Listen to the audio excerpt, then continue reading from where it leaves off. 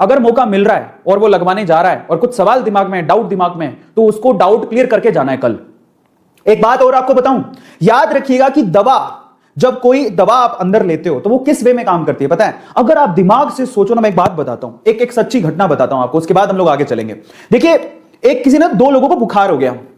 अब एक बंदे को तो रियल दवाई दी गई फीवर को ठीक करने के, पर उसको कहा गया कि कोई पक्का नहीं है कि इससे ठीक हो जाएगी। उसको ये दिया गया और उसके अंदर दिमाग में डाउट भी डाल दिया गया।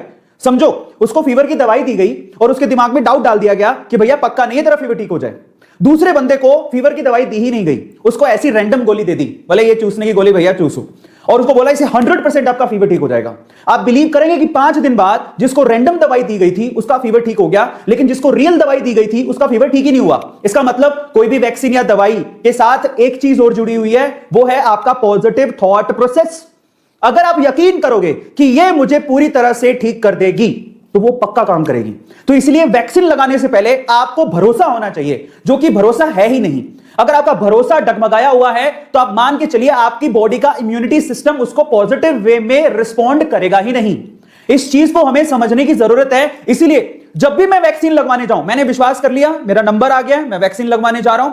जब भी मैं वैक्सीन लगवाने जाऊं, मैं एक पॉजिटिव थॉट प्रोसेस के साथ जाऊं, क्योंकि अब मैं वैक्सीन लगवाने जा रहा हूं, मुझे कुछ नहीं होगा, कोरोना मेरा कुछ नहीं बिगाड़ पाएगा। क्योंकि ये पॉजिटिविटी, आप माने नहीं माने, आपके सराउंडिंग एनर्जी होती है, ऑरा होता है, साइंस भी इस पे बिलीव करता है। और अगर आप पॉजिटिव थॉट प्रोसेस के साथ वैक्सीन लगवाने जाएंगे तो आपको कुछ भी नहीं होगा, आप कोरोना से बच भी जाएंगे।